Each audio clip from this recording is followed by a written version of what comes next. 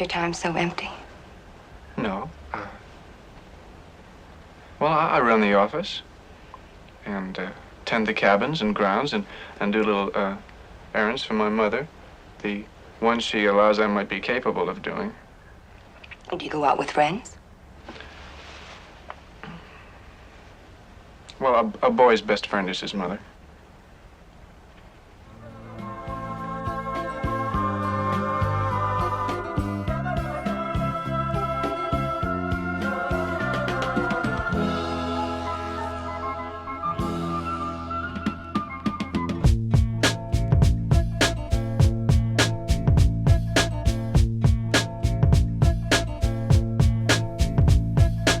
Welcome back, everybody, to the Film Bros Podcast. My name is Isaiah Lucas, and I am joined by my co-hosts. Abraham. And Nick. How you guys doing tonight? Pretty good. Good as well. Nice day to rest and relax. Nice. Yeah, it was the perfect weather for it, too. Yeah. I didn't do anything. Isn't that the best days? You just It's- don't have any responsibilities? I didn't have responsibilities for a whole week and a half, basically. I know. I wish. Nice. Have you ever stayed at a hotel like this before? Summer A sketch. motel? Yeah, a motel. Have you ever? Yeah. Okay. I've only ever stayed, like, at a beach. At a motel by a beach, I think. Okay. It's never been, like, this out in the boonies, out in the, like, the Out in the middle of cuts, nowhere. yeah. I've never been to a place like this. Mm. So I was wondering if it's as I don't know if it's as like popular nowadays. No. I don't. No, people, I mean, It's like Airbnb has killed the economy. yeah, but even then, with movies like Barbarian, people refuse to stay in Airbnbs now. Yeah, that's true. That's true. I forgot about that. That Yeah. movie. That movie is. When did we all watched it together, didn't we? No, I think we no. watched it together with Lisa, and I think you watched it. I watched it with my parents. That's that freaking movie. With you. Yeah. I watched it with my That parents. lady, bruh. Yeah, that would be wild. Oh, and she made so many stupid decisions. Yeah. I liked it. I thought it was a good movie. Yeah. But yeah, I think, I mean, nobody really stays in like motels like this anymore unless like you're kind of in a spot where you really have to. Right. Like I think of like when I was a kid, my parents took me and my brothers to this small Nevada town called Virginia City. And it's like a saloon town, like a western town in the middle of nowhere in Nevada. I remember Virginia City. And it's got like saloons all up and down the corners, general It's stores. supposed to be super haunted. Yeah, Laffy Taffy, like taffy shops and saltwater taffy places everywhere, you know. And then they have like this huge cemetery there, as well as like a museum for like this gold mining community that used to be there and everything. And we went there, like I went there once when I was a kid, and then I went there again whenever I was much older, like in high school, with all my brothers. And I remember we stayed in a tiny little motel that was kind of like this, but it wasn't too far out of town to where like it was like super secluded and sketchy like the Bates Motel would be. Okay. But I remember staying in the hotel the second time and thinking of this movie. Really? Yeah, just because it felt similar. Like it was a very similar layout, like just a building with just rooms on the ground floor. Like there was no like, you know, if you go to a hotel, it's like one singular building that is just layer on layer, you know. And the motel was owned by some old man. You know, he just kind of ran it by himself, and that was his job. And No vacant, or all of them were vacant. Yeah. Ready for you. Yeah, and it was Sounds like a town like Radiator Springs. it felt very Stuffed animals all over the place. no. Good. But it felt very much like Bates Motel in that aspect. And I remember when I went back when I was older thinking that and telling my parents that and then thinking it was funny. Yeah. But yeah, I mean, and that just goes to show how long that this movie has been with me, because I was interested in it whenever I was in high school because of the show that came out about the movie as a prequel when I was in high school as well. Oh, it's a prequel. Yeah, Oh, called okay. Bates Motel. And that's like one of the things that me and my wife actually really bonded over whenever we were in high school with one another. Really? Yeah, we bonded over Bates Motel and the 1975. That's like how we like really got to know one another again, and because we had met before, but then like, you know, things got in the way. We saw other people before we ever dated again after high school, Right. and then whenever we were both seniors, we like reconnected over those two things and would talk all about all about those two things. So for you had a some little reason. special place in your heart for these, Yeah, for definitely. this universe. For this here. franchise Yeah, or universe, whatever you want to call it. I mean, you really could call it a franchise because I didn't know that they would make like 3 other movies. There's more. Yeah. Is it all? Well, no, it couldn't be by the same. No, it's not. It's not by Alfred Hitchcock, but it's like the same actor who plays Norman, and it's but like he's in and jail. it's like Psycho 2, and it takes place 20 years later, where he comes back and wreaks havoc on more guests. And it's like these like unnecessary sequel boot type things, where like horror movies in the 80s were just like all slasher, you know, and like anything slasher movie was just getting tons of money, so they were putting out anything they could. Right. And they went back and made like 3 more Psycho movies, I think. 3 more. Yeah, and then it got remade. The first one got remade by Gus Van Sant, who He did it colorized. or no, what? he did it with Vince Vaughn As who? as Norman Bates. Wait, Vince Vaughn I is swear. Norman Bates. I swear. You know, Gus Van Sant is famous for doing Good Will Hunting. Holy moly, Vince Vaughn. Vince Vaughn plays Norman Bates. That has got to be the least serious casting choice I've ever seen. I've never seen it. It's on Peacock. Wait, what's it called? It's Psycho. Oh, just Psycho. But I think it got made in the 90s or the early 2000s. That is Um, crazy. But yeah, and it's like super hyper stylized and all this stuff. And I honestly wanted to watch it just because of how bad it looks. And it's got like a 20% on Rotten Tomatoes or something It like has that. to. It but, has to. But yeah, I wanted to watch it just to see potentially how bad it is. Came but- out in 1998. Okay. Says. Yeah, I remember seeing that for the first time and being like, they remade it and it's with Vince Vaughn as Norman Bates. That's What? crazy. Yeah. When I think of Vince Vaughn, I think of Dodgeball. Yeah. I do not think of like a menacing, creepy guy. I think of just this dude running a gym. like, Yeah. Exactly. That's So wild. yeah, this just Psycho in general has just been around in my life for a long time, and it's been a movie that I've loved for a while as well. So, and if you couldn't tell, we're talking about the 1960 film directed by Alfred Hitchcock called Psycho. It was also written by Joseph Stefano and was based on a novel, which I did not know, by a guy. His name is Robert Bloch. And Is so, the novel the same name? yes, novel is of the same name as well. And I didn't know that piece actually for as long as I have been a fan of the movie. And a quick little interesting fact here: whenever the book came out, Alfred Hitchcock read it and was so enthralled by the book that he bought the rights to the book anonymously for $9,000 Really? at the time. And then once he got the rights in his hand, he went and bought up as many copies of the book as he possibly could, so that nobody would know the twist ending. Oh wow, he was trying to make it a special little twist, huh? Yeah, and so like he really wanted to make this movie whenever he decided that it was going to be his next thing, and he went to such great lengths to try to preserve all of the mystique about Psycho and all this stuff, and would go to like crazy lengths to make sure that the immersion was never broken. People had to come to the movie at specific times. You couldn't be late. If you were late, you had to wait until the next viewing to go watch the movie. There was even like for people that would go to the theater to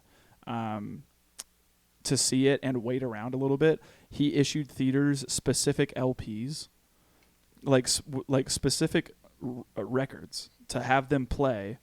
And it was all the same music, but it would have moments where it would say 5 minutes until Psycho. Oh really? Yeah. Oh my gosh. And so like he really went all out to make sure that people didn't know what was going to go on The or atmosphere anything was like set that. and Yeah. ready. I think I even saw too that like he issued cardboard cutouts of himself with him pointing to a watch, and it was like to all theater staff, like do not let anybody into the theater after the showtime has started. I don't care if it's the president of the United States. They must see the film at the beginning. And they just said, all right. Yeah. Really? Yeah. That's crazy. I figured, the theaters would have more power to be like, nah, we're doing whatever we want. Yeah, I don't know. At the time, though, I mean, 1960, they didn't have Regal. Yeah. Or United Artists. Or AMC or whatever. Yeah, exactly. Theaters were all mom and pop shops, yeah. And they were locally owned and locally run. So if you were lucky enough to get a film that you could show in your theater, you're probably going to want to be in good graces with the director. So that way, whenever his other movie comes out, he'll use you. And you'll get more crowd. And you'll get more crowd and everything. I wish I could go back in the 1960s and experience this, how they did. Yeah. For the first time, one of the scariest movies at the time. That'd be so cool. Well, just to hear like different perspectives on if you were actually there. Mm-hmm. Like, how old would you be if you were born in 1960s? So you would have to be born like 1950. True. Yeah. Well, the film was rated R. Well, yeah, but I'm just saying, give or take like 10 or 12 years old. So the 40s? 48? Yeah, you'd probably want to be like 45. born in the 40s, so you could be 20 plus by the 60s.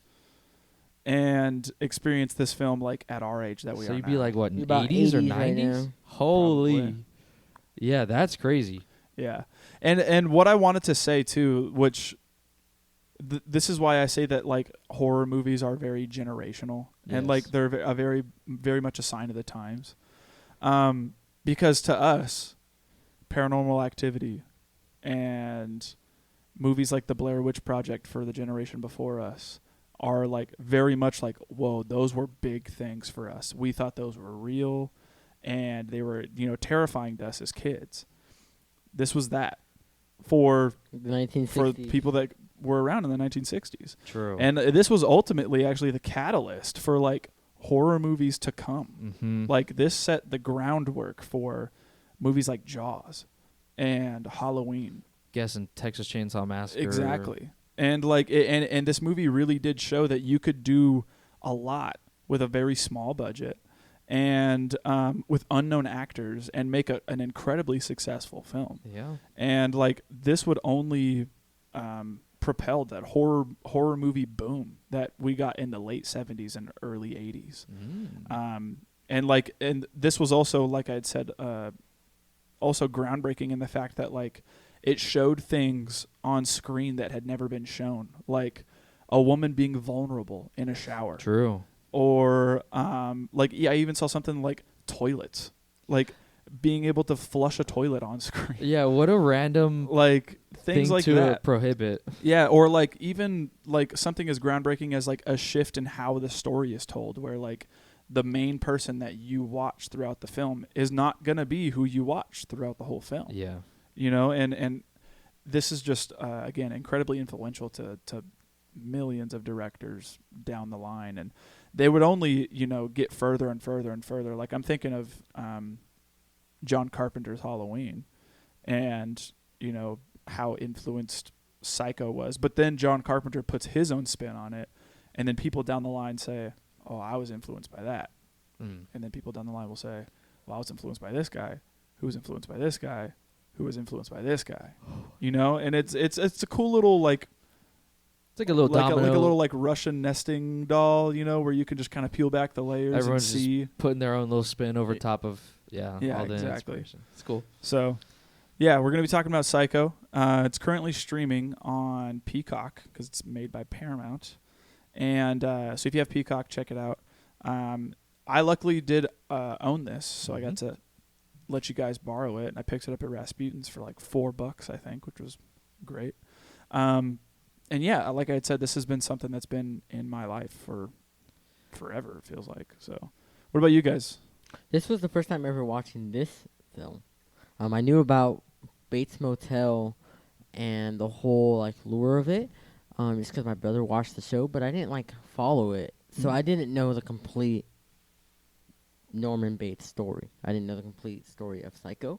So watching this film for the first time, how would I say it? There was things that like I knew and then things I didn't know. So the things I didn't know definitely surprised me. And I think it kind of helped me in my benefit that I didn't watched the show completely, Mm. and then I watched this now, so now I kind of understand the show from the parts that I watched, and then from this, it all makes sense now. Mm. But Yeah, it I was gonna it say. was my first time watching it. Yeah, first time watching the movie for me as well. I don't know how I knew. I think I had seen like a bunch of. Maybe I even watched an I feel episode. like everybody at some point watched this movie because this movie, Not the this show, movie, the show. I know the show it was 'cause- crazy. Right. I remember him being like there's been like jokes about like, oh, you're a mama's boy, you're not as mama boy as this guy. Mhm. Like I've seen a couple of those, so I just kind of figured, okay, this guy's a freak. He either loves his mom or is like doing weird things with his mom, and so I Yeah. kind of knew that going into the movie. And it and when you kind of watch the movie, if you're already leaning into him being a freak and a weirdo, and then it's kind of like you can almost see it coming a little bit. So it's I feel like I knew a little too much going into this that I should have. Okay. And I feel like Alfred Hitchcock would have been like, no, don't know. I feel like I wish he didn't know anything. Yeah. I wish I didn't know anything, but I do. Okay. I knew a lot. All right. Well, we're going to get into this. So, if you don't know, Psycho is about a woman named Marion Crane who works for an illustrious businessman, and she goes on the run after embezzling $40,000 to try to help pay off her lover's debts. And as she is on the run, she makes an ill-fated stop at the infamous Bates Motel where she meets Norman Bates and ultimately loses her life at the Bates Motel. And the events that we watch unfold after she loses her life are ones with twists and turns and things that people never would have expected, and you watch all of these events unfold before your eyes. You never see who it was that really killed her, so you got all these questions, and it's a horror staple. And it really did set the groundwork for a ton of horror movies to come after. And that's why we're doing it here in October. Yep. So I'm excited to hear what you guys think about it.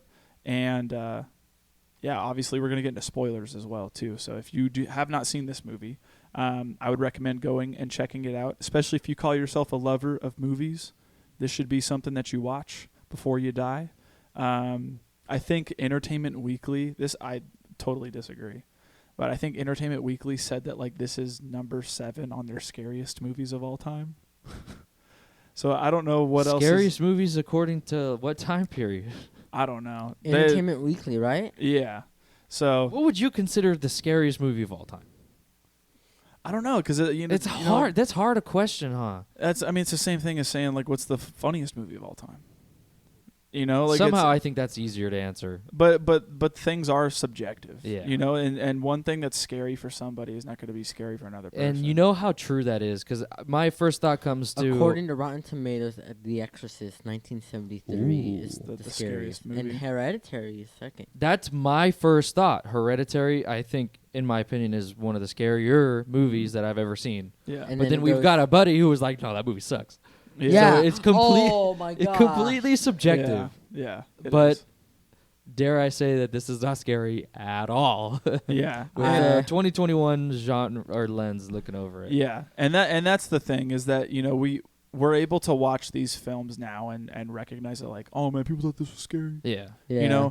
But I'm not gonna lie to you. When I first watched it as a Were you kid, scared? when I took a shower, No. Were you? yeah, when I took a shower, I couldn't help but thinking, what if someone came in and stabbed me right now? Really? Yeah, yeah. but again, I was a kid. Yeah. Like Yeah. watching this one probably when I was like 13. And seeing that and being like, well, what if that happened? I mean, my parents, I was so scared as a kid. I don't think you understand. Like, my parents showed me Jaws. Were you? and, You're scared. and to I go was to the scared ocean? to go to the bathroom. Like, Like, because there was a shark in the toilet or something. my brain thought so. like I would like, but that's what I'm saying. Like, I was so scared as a kid for no reason. True. I know there's things for sure that I was scared. I never could walk by a closet by myself for the longest of time, and I don't know why. I just always thought something was always gonna open the door and grab me and pull me in there. Yeah. It was always like the sliding closets.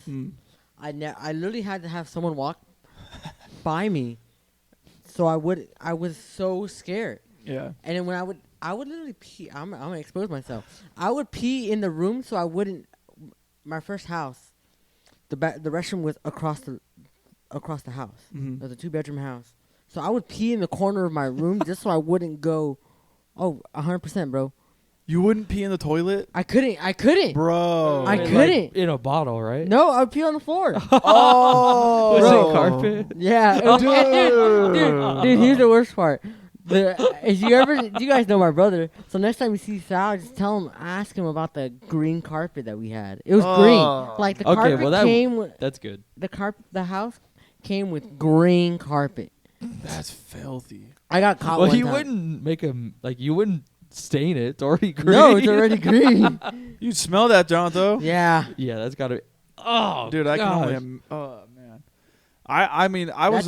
But that's how scared I was. Yeah, so you saying that reminded me of a time where I I didn't even watch the movie. I watched a clip of it because of the VMAs. You remember how big the VMAs were whenever we were kids? Huge.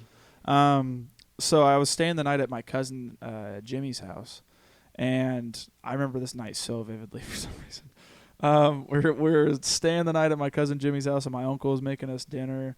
And I remember he was making us. They're called poop sandwiches, or it's also called like crap on a shingle. Oh, it's just like beans on chili on toast. And I remember he called it poop sandwiches, and I was like, I'm not eating that. And he was like, oh, this is what it's called. Yeah. And so we just sat there and ate it.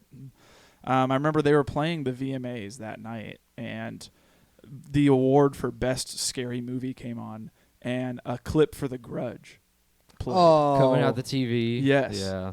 No, that's The Ring. Oh, you're right. The clip for The Grudge came on. Oh, it's with and that- it's the girl going, oh. Yeah. Dude, no. Dude, that. And I remember they played this, it felt so long, but they played that, and there was some cat boy crawling down the stairs Yeah. going like, Is it The Grudge? yes. And I remember seeing that as a kid and not being able to look away from the screen and getting terrified. And my cousin Jimmy knew that. So he would go. Yes, dude. And I remember we stayed up, so we would play these games all night. Like we would stay up all night playing War of the Monsters and all these PlayStation games. And it was late. Like we were talking 1 a.m. And we decided to go to sleep. And the way that their house was his room was this really long bedroom, and then his sister, to get to her room, you had to go through his to then enter her room. So That's, Flaw sounds like. yeah, it was weird. So imagine here's a kitchen over here, living room here, and then his parents' bedroom was on the right side, and then there was a long room which was Jimmy's, and then to get to Cheyenne's room, my cousin Cheyenne, you had to walk through his room and then go there, and there was no other exit. Oh, that's dirty. You had to get in both rooms that way. That That would suck. And she didn't stay the night that night. She stayed the night with one of her friends. And this guy, whenever we decided to go to sleep, keeps cracking the door to her room. And I remember telling him, Jimmy, get up and go shut that door. And he kept acting like he was asleep. And I kept bumping him and telling him, go shut the door, dude. I know you left it open on purpose. Go shut the door. And eventually he just starts going,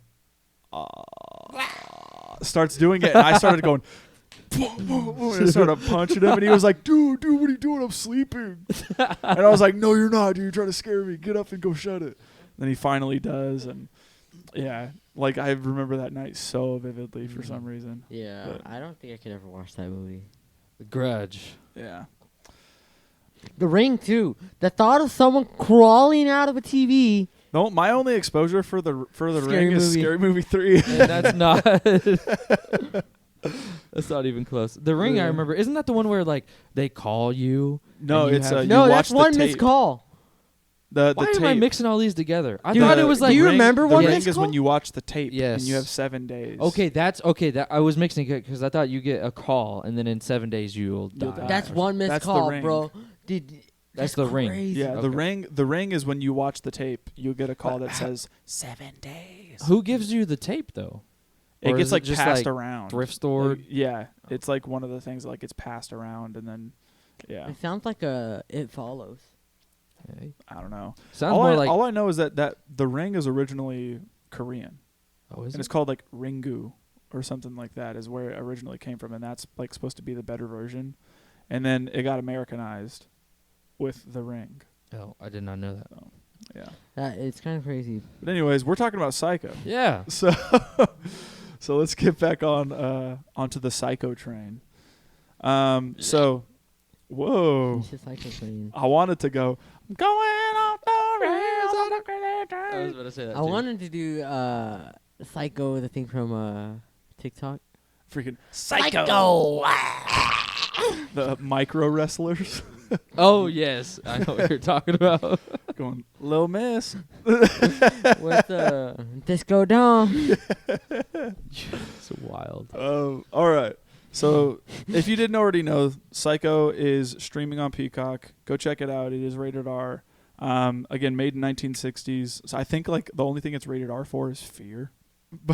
Yeah, I would. Well, there's a tiny bit of blood. Yeah, but go check it out. It's a staple, and it's lived up to its name as being a classic. So if you haven't checked it out, go do so.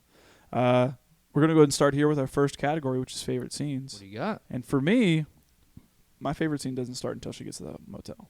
Okay. Yeah, actually, I only have one favorite scene.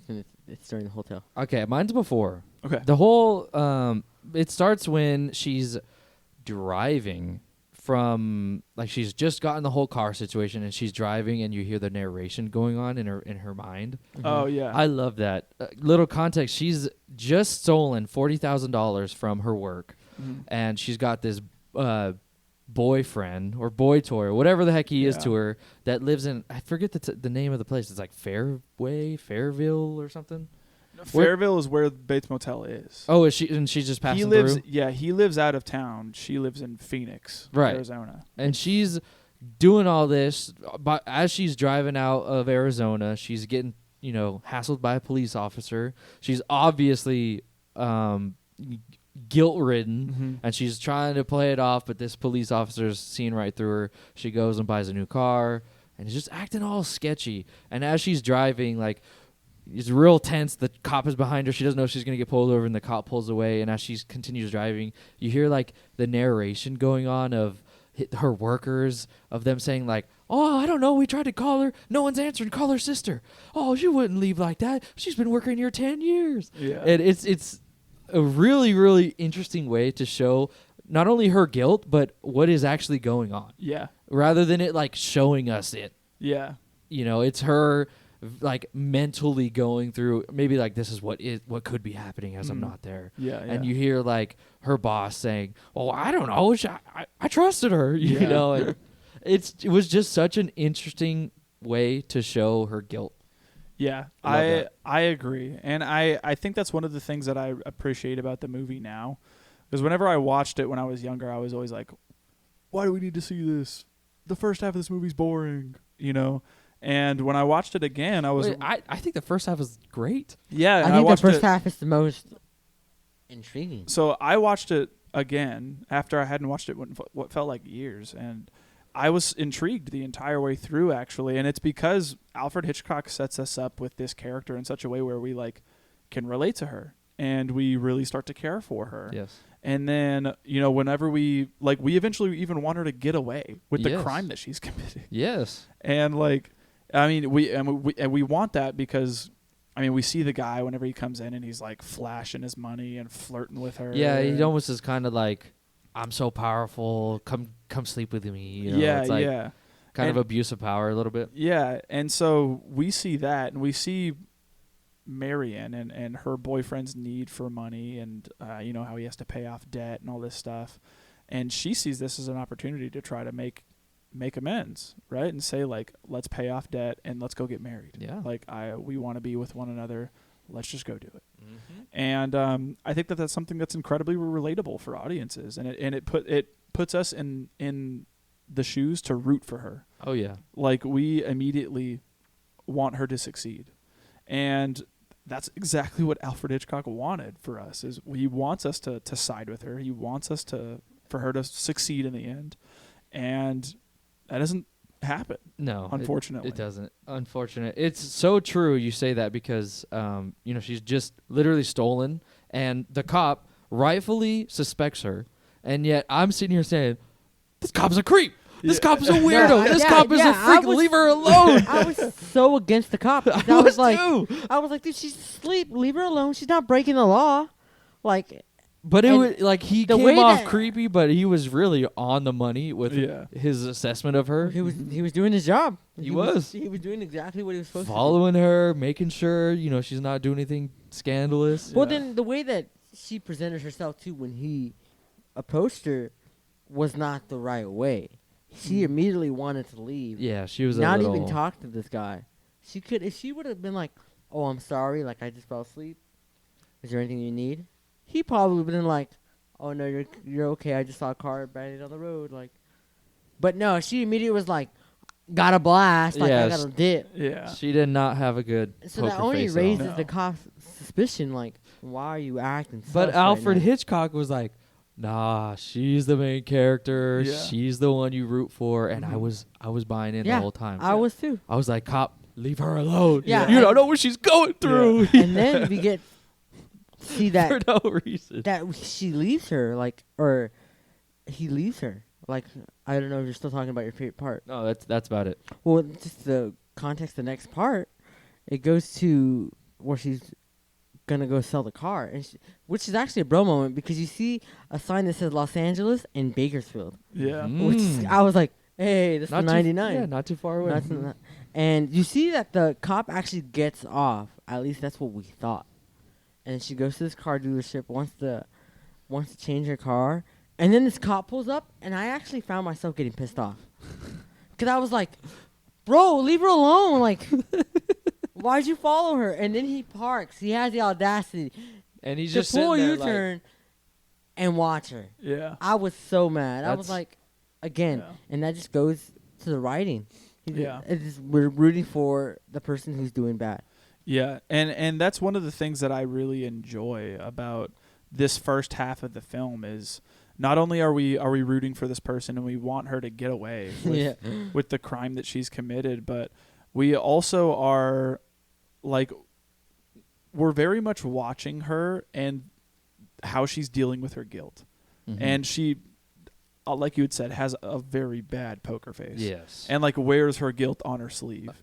And like couldn't make it any more suspicious if she wanted to. Seriously. Going up to a car dealership and being like, I want to trade in my car right now. I don't even want to and drive it. I I don't don't- want to. Yeah, I'll give Doesn't you even whatever it question is the that you amount of want, money, the yeah. amount of money that you want to pay the difference for the new car.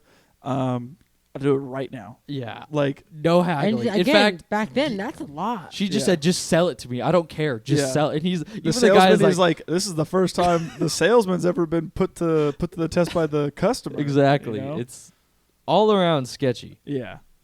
But yeah, that eventually leads to my first favorite scene. After she gets her new car, she, continues her drive to California. And it's And- freaking raining. Yep, it's raining, pouring, and she keeps having these inner monologue thoughts of going to jail potentially if she gets caught, and decides to pull off whenever she finds a motel.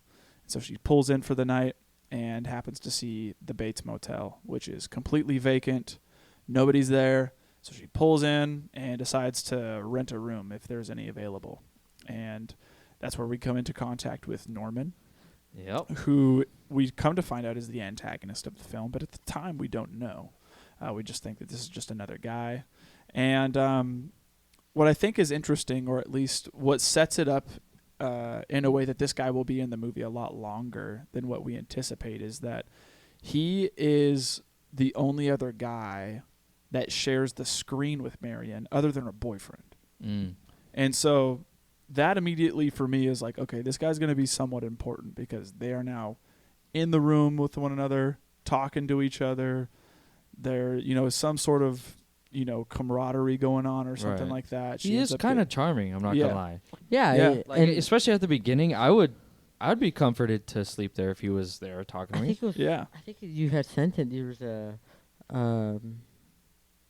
interview or a review that I watched that you sent, I believe, and it's that Alfred Hitchcock did someone to be like charming.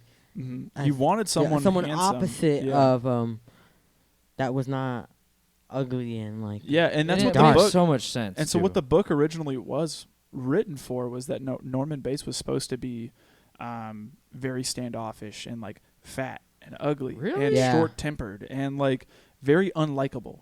And Alfred Hitchcock turned that story on its head and said, no, I want someone that's the complete opposite of that. I want someone that's charming, someone that's good-looking, someone that, is easy to talk to. Yeah. And he found that in Anthony Perkins, who plays Norman Bates. What a fantastic And job. yeah, and that's what I'm saying here is like this movie is really influential for the time being, because whenever you had a movie like this, the bad guy was always the nasty looking bad guy. You could very much tell that he was the villain. Mm. But when this movie came around, your villain greets you with a smile. Yeah. And he, you don't know that he's the villain True. until the very end. he welcomes you with open arms. Yeah. Literally. Like. Well, yeah, but if you pay attention, there are some kind of cracks in that shadow. Exactly. Or cracks in that disguise too. Exactly. Especially when he's like talking about his mom. Yeah. yeah. Well, yeah. You see them. Yeah. He gets like visibly Upset offended. Yeah. when she was like, if someone talked to me the way your mom talked to you, He's like, the camera angle changes. Yep. His whole demeanor is like, Well, and that's Shit. when. is it like when he leans forward, right? yeah, and he like starts to lean forward and seems really like he's- like trying to hold himself back almost, and it's really intense. It is. for a couple of moments, because then you guys have probably been in those conversations where you barely know someone and you feel like you might have said the wrong thing. Yeah. That might have put somebody off. Yeah. This is that feeling Yes. right here, where Marion potentially might have said the wrong thing to this guy, and now he is like upset. He's pissed. Mhm. But my first favorite scene is the iconic shower scene. Yeah. This is. Yeah. And- They waste no time getting into the action of it. Yeah, and so I like the context here where Norman invites Marion over for dinner and says, I'm just going to have some sandwiches and milk and stuff for dinner and invite you over so that way you can eat something and then, go to sleep. And, he invites her over. They're talking. And eventually Marion is like, okay, well, I think I'm going to go get some sleep. And she starts to feel guilt for stealing the money. Mhm. And starts to say, like, sometimes we put ourselves in these personal traps and it's up to us to get out of them and everything. And she eventually leaves the room by saying, like, no, I've gotten myself into one of those personal traps, and it's up to me to get myself out, and I'm going to do that tomorrow morning. Right. Like, I need to get up bright and early tomorrow morning and go right what I've done wrong, Mhm. and do what I need to do. And so she eventually says, I'm going to go to sleep. So she makes her exit, and one of the things that she mentions whenever she is going to exit is that she says, I think Norman says, well, like, oh, well, what time do you wake up? I'll make breakfast and everything like that, so that way you can have something to eat before you hit the road. And she's like, oh, at dawn, I got to make my way all the way back to Arizona. And on the books, whenever she signed in, she signed under a fake name and said that she was from Los Angeles. Yeah. Mhm. Because that was the first city she saw in her newspaper. Yep. So she really, she's bad at this. yeah, She so played herself. Norman takes note of that, and as she leaves, he goes and looks at the ledger, and she also reveals her name. She and does. She says, I think she says her last name is Crane. Mm-hmm. And so she reveals her last name and where she's actually gonna be going. And as she leaves, she goes back to her room thinking everything's fine. And Norman gets curious and goes and looks at the ledger and sees that she is signed under a different name. I think she signs under Mary Summers or Samuels. Samuels, because yeah, it's, Because her boyfriend's name is Sam. yes. So she signs under Mary Samuels, and that she's coming from L.A. And Norman gets curious. And then this is when we see that Norman is kind of a freak. He's a freak. He's got a little peephole. Yeah. And so he, moves this little painting with this bird on it around all this taxidermy and stuff. He moves it. And that's when we see, like, I love the shot of his eye up against the hole. Mm-hmm. And then we get the POV where she is, like in her bra and slip, and, she's getting things ready to go take a shower. And then from here is where we get the start of the iconic scene. She, goes into the shower, turns it on. It's where we get those 6 shots where, like, the camera, like, we're getting POV shots as well, which is something that I really love in this movie, where we get put into Marion's shoes almost, where it looks like we're taking a shower, like we're facing the shower head, and then getting shots of her kind of like, first off, is she a psychopath for getting in the shower before the water's even started? Oh, I know. You're gonna like either be freezing cold or no. It always starts freezing cold, right? Yeah. Yeah. Yeah. I always. I reach in and I'm like, Yeah, yeah, dude. Gotta let it warm up. yeah, got to. But so Dude, she also like when she's in the shower, she's going like, yeah, and I think that's done because she's having a great time. Well, and I think it's done because she's also kind of like getting rid of some of that guilt. Oh, like washing it away. Yeah, kind of like it's in a very physical sense. She's kind of like washing away her sin. Like she's cleansing herself from everything that she was doing wrong, and she's gonna go make things right now. But Hitchcock has different plans here. Yeah, and this is where we get the freaking reep, reep, reep. And I love that the way that this is shot, where the camera is kind of facing, like it looks like it's from the wall, and you can see the door kind of open and close, and as it closes, you see just this like muted figure kind of just approach, and you can't tell what it is as it's approaching, and the camera kind of like moves in a little bit and shows that there's another person here in this room. Yeah. And hearing nothing but the water just trickling down, no music, nothing like that whatsoever, just letting you really sit in the presence of there being someone else in the room with you and you not knowing is scary as it is. Right. And then in that moment of privacy where you feel like you are, at your most vulnerable, in the shower, completely naked, defenseless, somebody rips the curtains open and starts stabbing. Yeah. Like, and that's where people really got terrified with this, because they'd never seen probably, or never even thought about something like that ever happening to them. Yeah, that's Well, true. you never think I'm gonna go to a hotel and someone's gonna come in my room and murder me. Right. Well, that's scary. And this is the thing where like you are, that room that you are in that you just paid for is supposed to be your fortress of solitude. Yeah, your private. Like that is your privacy, and someone just stepped into it and murdered you within the confines of it. Yeah. And people lost their minds about this scene because they've probably never seen anything like that before. Right. And obviously it's now lived on to be iconic, where you get the iconic score from Bernard Herrmann. And I know, I can think of so many things with that. Yeah. yeah, anytime I think of that, I think of that score piece. I think of either this movie or that clip of O.J. Simpson.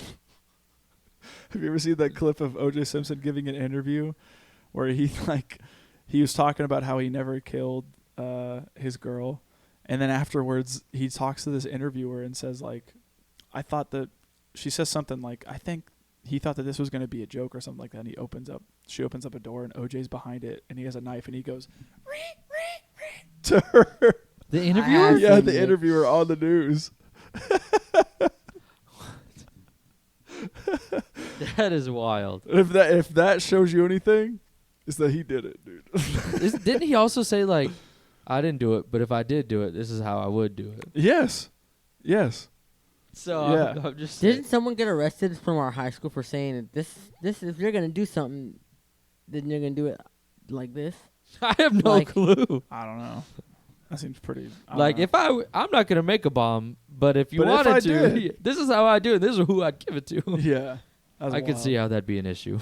But yeah, so that scene eventually ends with Marianne dying, and as she kind of, falls into the tub, she's like going to grip the curtains and pulls it off, falls out, and it's where we see like blood dripping into the drain, and we get that cool shot of the drain transitioning into her eye, and she's like on the floor just dead, and the water's just still going, and this is eventually where we get to hear Norman somehow seeing the blood from the room and starts calling out for his mother. I think he has. Well, he's in the house, so I think he has blood on him. Okay. And I think that's what causes him to say, He goes, "Mother, blood, Yeah. blood. And then you see him right after just run to the room. Yeah, So like, he could already.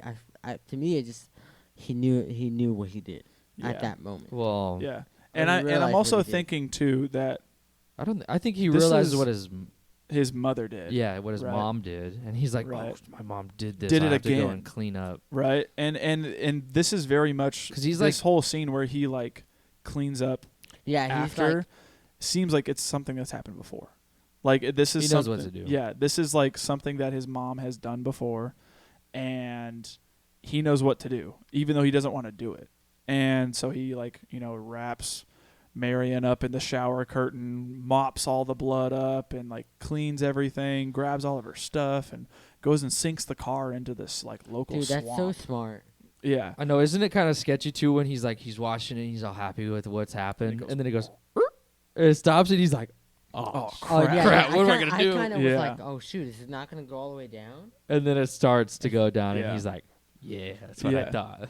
Yeah, and like I was gonna say, this is the moment where Alfred Hitchcock turns the Story tables is- on the audience, Yeah. and the story goes a completely different direction where we thought we were gonna be with this protagonist the entire time, and he says, Oh. guess what? She's gonna die halfway into the movie, and then we're gonna follow somebody else to Mhm. find out where this story goes, and that person is Norman. After this. True.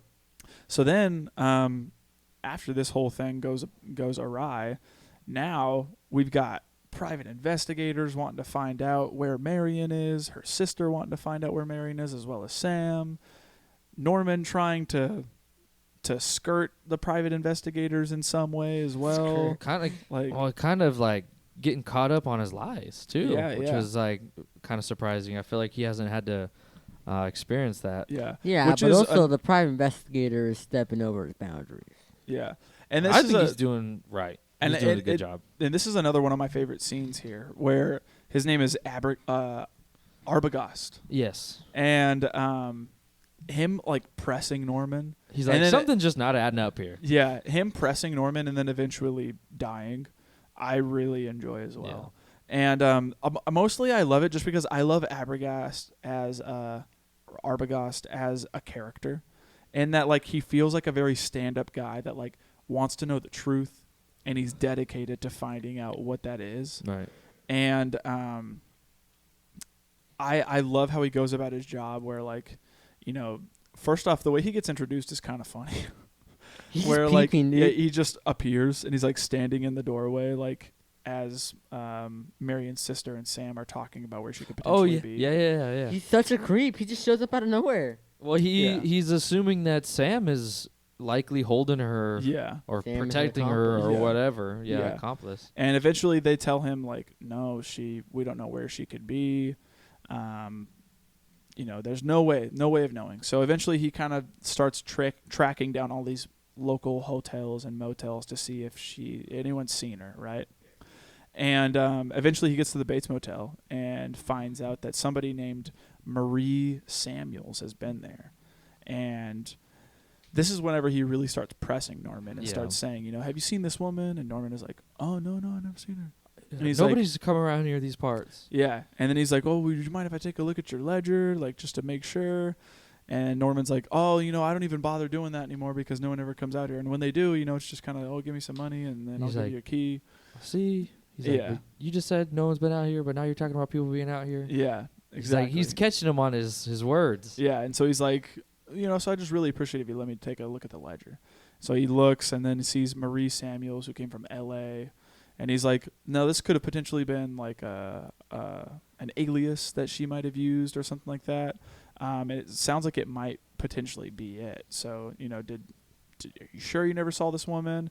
And then Norman goes back on his word and says like, oh yeah, I did see her, and yeah, she stayed here for the night, and we had some sandwiches, and then she left in the morning, and that was really it. And then he's like, okay, She getting any like, calls? did she get anyone call her or anything like that? He's like, and he's nope. like, oh no, she never did.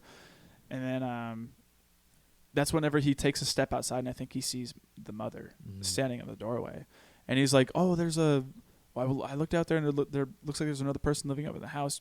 Could she maybe have seen her or talked to her or something like that? And this is when Norman is like, no, my mother didn't talk to her at all. Like, and I'd very much like it if you left. Mm-hmm. And he's like, oh, well, it saved me a lot of legwork, if I was able to just go talk to your mother and find out if she's seen her or anything like that, or talk to her, so that way, we can continue on with this investigation, try to find this lady. And he's like, no, that's not going to happen. She's very ill, and she can't talk to anybody. So, I'd like it if you left now. Yeah. And then Arbogast is like, okay, well, if I need to come back with a warrant, then, I'll do that. So that way we could try to talk to her. So, you either let me talk to her now, or I'll come back with a warrant, and then, we can do it that way. And so he's like, okay, yeah, do what you need to do. So he ends up leaving, and I think he, goes and tells Marion's sister and Sam about what it was that he found. He calls them and says, I'm not really satisfied with what I found here, but I do know it seems like she stayed at this hotel, and then she left. We don't know where she is now. So I'm gonna try to get a few more answers and see what happens before. Go talk to the mom. Yeah, I want to try to talk to the mom. So this is why I said he stepped over the boundary. So eventually he finds out that, Norman is, cleaning stuff, and he's, putting sheets away and everything. And he decides, like, okay, while he's away, I'm going to make my way up to the house and try to talk to the mom. And eventually gets into the house is unlocked, and kind of starts snooping around, seeing where she might potentially be. And as he's walking up the stairs and about to turn the corner, Mother comes out with the knife, and the iconic score comes out again, stabs Arbogast. He glides down the stairs. Yeah, he does. He does, for man. like 5 minutes, and eventually he ends up dying too. Yeah. And now we're down 2 people, Another victim. and Mother is just going on a rampage here. Yeah, and you really get to see Mother, because when Marion dies, initially I think, okay, well, that's got to be the only other guy we saw, him. But when you see the figure, it's like the hair is not quite right. It's kind of wearing a weird like outfit, and you think, okay, well, maybe it's the mom. Yeah, he's wearing it's like a muumuu. Yes, almost. really, it is. Yeah. And then this is like, I love when he dies too, because the camera is like in the corner, like it's like kind of like up and in the corner, and then you just see Mother run out with the knife up, and it looks like a woman. Mm-hmm. You see the hair, you see like this blouse dress thing on, and you think, oh crap, it's the mom. Yeah. That's crazy. The mom is the one doing all this. Yeah. It's making a lot more sense now. Mm-hmm. And then you even get a scene too where you overhear, you never see them both, but you overhear Mother and him talking about like, you're gonna go back down to the fruit cellar and hide because they're gonna be sending more people out here. Yeah. And it sounds like 2 different people. Yeah. Which is it's crazy. It just reinforces the narrative that Mother is the one that's doing these things. Yeah.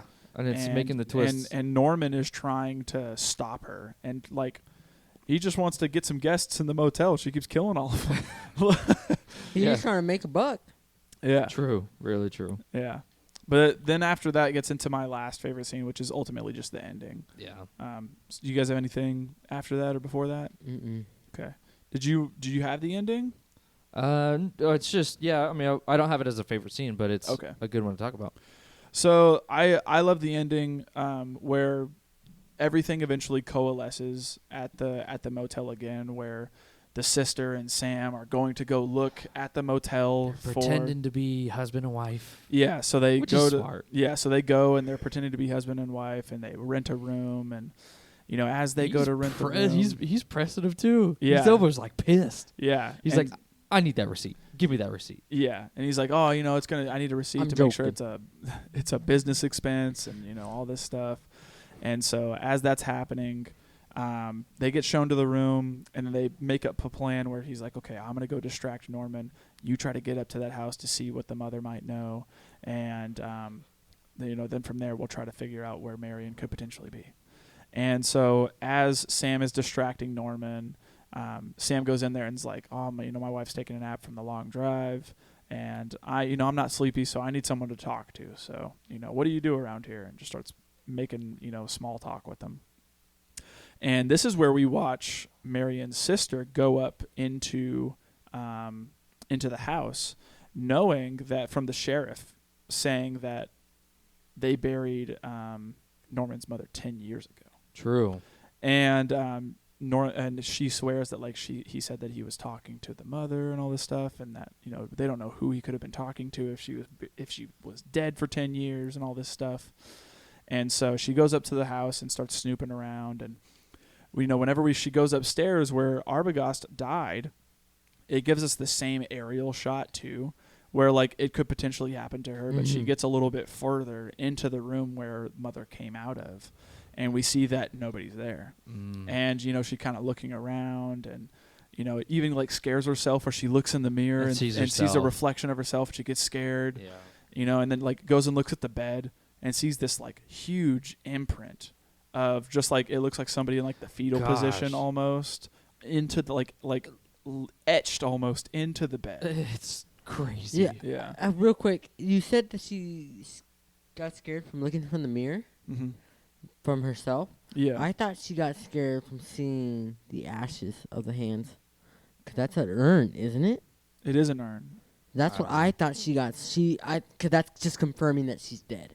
And that's why she gasped. That's what I thought. No, she caught a reflection of herself in the mirror. There's another mirror behind her, and she looks up and sees herself and got scared, so she like turns around real quick. But I thought when she looked at the mirror and saw the urn. The urn is the dad that died whenever he was 5. Oh, okay. Yeah. See. Yeah, and so whenever she turns around, she gets scared, and she starts going down the stairs, and as that's happening, you get intercut where like Sam starts pressing Norman even harder, and he's like, he's pressing him hard. And he's like, "Have you ever seen that woman named Marion? She was a blonde woman. What'd you do with the money? Yeah, what'd you do with that money? What'd you do with the 40,000? All this He stuff. wants like you doing this just to get away with, or trying to start over or something like that. Yeah, using this to try to buy a new motel or something." And Norman starts getting a little keen to what's going on here, and he's like, "Where's that woman that you were with?" And he runs out of the room and starts trying to run towards the house. Marion's sister sees that, so she runs down the stairs and goes around and goes down towards the basement and sees Norman kind of barge into the door and look around and run upstairs and start calling for his mother. And she kind of like turns around and is like, "Oh, there's a basement down here. We already know. Let's go down here and see what's down here." So she goes down, and this is where we get like the iconic reveal of the whole film. This is the twist ending that everyone talks so much about.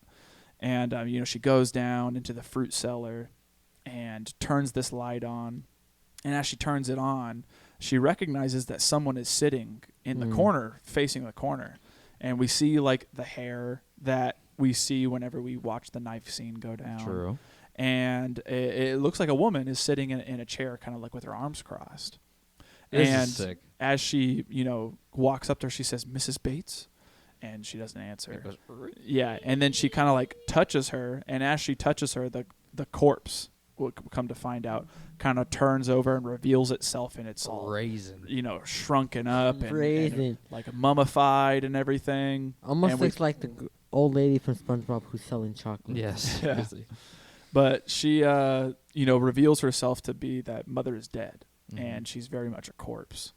And it freaks her out. She starts screaming, and then as soon as that happens, she turns around and sees Norman in the blouse with the wig on and the knife up, grinning as crazy as Dude, ever. I'm looking at it go right to now, town and at it is her. kind of creepy. Yeah. He's about to go to town on her. I even love too that like whenever this is going on, she like hits the light whenever she gets freaked out, and the light is just going all around the room, casting these shadows everywhere. It's pretty cool looking. And as Norman is stepping to her to try to take her out, Sam comes in to rescue and tackles him from behind. And he's like holding the knife behind him. Gosh. Yeah, and as he's doing that, like the wig is falling off, and he keeps saying like, I'm Norman Bates. I'm Norman Bates. I'm Norman Bates. And he says, I'm Norma Bates. Yeah, Norma. Yeah. And Norman starts claiming that he's his mother. And that's where we get the whole reveal that, and then obviously it goes into the whole explanation scene at the end where a psychologist comes in and says that, Norman has split personality disorder, and he had this very tumultuous relationship with his mother, to where he felt like he always needed her approval and stuff. And now he kind of, because she died, he couldn't handle it, and he developed this like piece in his brain where mother actually never left. But there's still pieces of Norman in there, so he can feel her loss. So he went to the grave site and dug up her body, and because he took up taxidermy, he knew that he had to embalm her and everything to try to preserve her as best as he possibly could. Freak. And then even carry on full-on conversations with himself in his mother's voice to try to make it feel like she never really left. And then it ends on that real menacing shot of Norman. One with of my favorite quotes. Yeah, with Holy. his mother's monologue playing in the background, She's like, saying like, and he's all like nestled because she's so cold in the blankie. Yeah. Isn't it crazy too? Whenever he's like, the deputy comes in and he's like, Yes. he's cold, he wants a blanket, and then he gives him a blanket, and you hear in the mother's voice, "Thank you." Yeah. Yeah, yeah. Freak. It's like, what the heck is going on? And then, we get this shot of Norman with the mother's monologue, and she's essentially saying like, Norman was such a bad boy. He never really, listened to me. They'll never believe that I did any of this because I could never. I'm such a innocent old woman. They'll believe that my son did it and all this stuff. And that's where we get that ominous ending shot of him kind of looking up at the camera and smiling. Yes. And Yeah, I'm looking Yeah. at the picture right now. Fantastic. yeah, it's great. And I almost even think that like that gives like inspiration to the Kubrick stare. A little bit. I'm looking no, at it now. No, it looks like it. He it's just not maybe as low as he Yeah. gets it, but it looks similar. Yeah. He kind of reminds me of Ted Bundy right here. Yeah, a little bit. Yeah, but even Oh, then you know too, who he reminds me of? Andrew Garfield. Oh, a little bit, dude. He does look He like him. does. Doesn't he really? Yeah, I remember that I put that in one of my bro moments thinking like, this guy looks like Andrew Garfield. a little bit. Yeah. Yeah, but then I love really too like the small little details whenever it transitions to the end title card where they're pulling the car out of the swamp. Like as it transitions into that, you kind of see a brief split second of a Her, skull like right? superimposing over Norman's face Yeah. Yeah. before it transitions into the car being pulled out of the swamp, and That's sick. then it ending with that like super notorious score that the film opens up with. It's it's good. With those lines going. Phew. Yeah. I love it. It's a classic for a reason. But that's Psycho. So That's it. yeah, if there's any other favorite Psycho! scenes, let's move into best quotes. Let's go. What do you guys got? I didn't write anything down because I actually was pretty focused on this movie, and I think that's why I only was able to capture one favorite scene because since I knew about this movie, but not knowing about this movie made me want to not look at my phone. So I actually I didn't look at my phone at all during this whole movie. Okay. So I wasn't able to write down anything. Okay. Yeah, my first quote comes from Sheriff when they go and talk to him, and we're getting the whole reveal that the mom has died. He goes, she's saying like, no, Albagast has seen him. The mom is there, like she's alive in there. There's no way she's dead. And he goes, well, if that woman up there is Mrs. Bates, then who's that woman out in Green Lawn Cemetery? Yeah. I was like, Oof. who is it? Yeah. Crazy. Yeah. My first one is the most like memorable quote from the movie, I think, and it's during Marion and Norman's conversation, where Marion kind of starts to feel bad for Norman, and she says, "Do you go out with any friends?" And Norman says, "Well, the boy's best friend is his mother." And that's kind of where, for any of the audience members, you're kind of like, "Ooh, this kind of pathetic," but it's also kind of weird that you would say that your best friend is your mom. Yeah. But then that leads into my other two favorite quotes here, where he ends up kind of getting upset with Marion, and she kind of says, like, I wouldn't allow my mom to talk to me that way. You're an adult type thing. And Norman kind of goes on the defense for his mom and says something to the effect of, she's harmless. She's as harmless as one of those stuffed birds up there. This one I'm looking at quotes, and this one I kind of like. it was kind of like a burn to Norman. And when Marion goes, a man should have a hobby. Norman says, well, it's, and talking about taxidermy.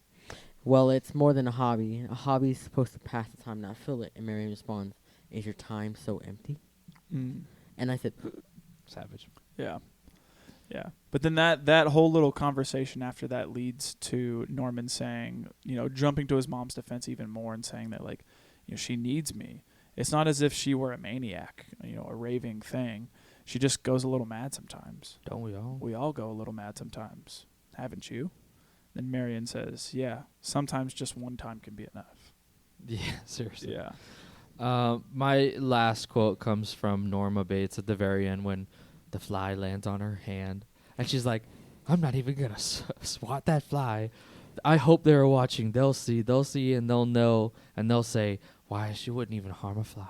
I was like, he's talking as if it's not, it's two people. He's talking about himself, who did all the killing. Mm-hmm. It's like super interesting to think about. Yeah. All right, if that's it for the best quotes, then let's move into the bro moments. My first one is us getting introduced to the relationship between Sam and Marion. Yeah. And not really knowing if, like, their relationship is adulterous or not. It kind of... They just say they steal lunches, they steal hours together. it just seems like a lot of, to me, There's a like lot of they weren't supposed to ambiguity. be together. Yeah. Like people don't want them to be together Yeah. or something like that. Yeah, I think it's more like they like each other, but he won't allow the relationship to go any further until his debts are paid. Okay. And then that's the thing, is I was kind of wondering. I didn't know if, like, because it kind of comes off like they're cheating. Yeah, maybe. it does. seems like something Like, scandalous is happening. or like maybe she's like just being a floozy, and is just kind of like, sleeping around Just and a whatever hoe, she bro. wants, know. Right.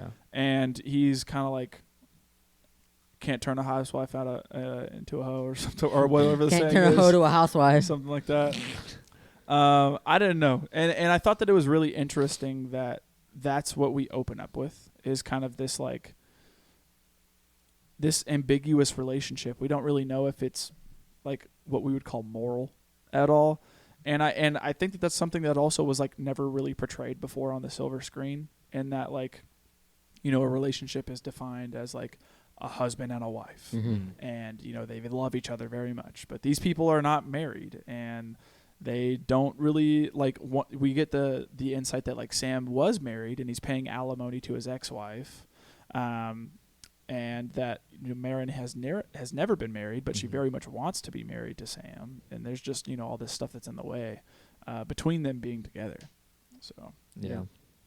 My first one that I wrote down was when Marion gets to work, and before, I don't remember the guy's name who has all that cash. Tom, Tom. his name is. My bro moment was Tom saying, "Money can buy unhappiness, or It can't buy happiness, but it can stave off unhappiness. it can save off unhappiness." Okay, which is which is crazy. A crazy mindset. Because he was basically trying to, like, buy her Yeah. that's true. in a way, and I just thought it was I mean, again, that time maybe people would have been like, we know him, like, Dude. he's that type of guy, leave him alone. Yeah. Boys will be boys. Yeah, but it was just a bro moment because she, like, to me it kind of looked like she considered it.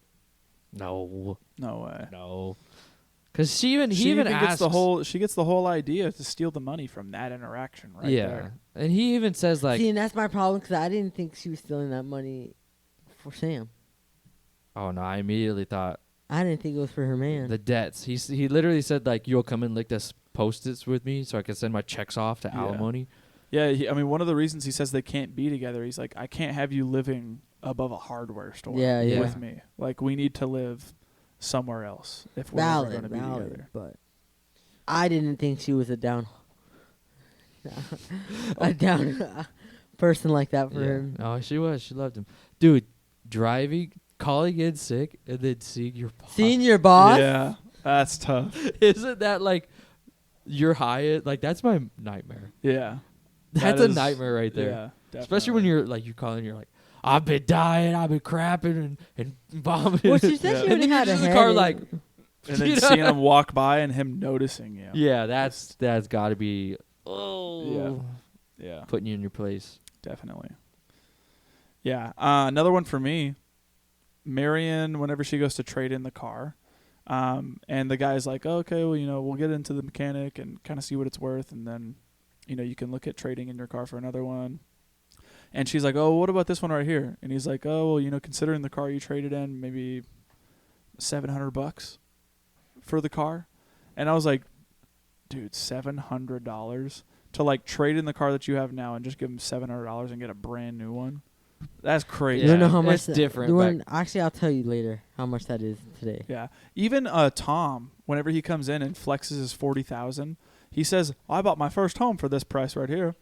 And I was like, are you kidding me? If dude? only we were living in that time right now. Yeah. You get like a 500 square foot thing for $40,000, you Yeah. can buy a storage unit for a year.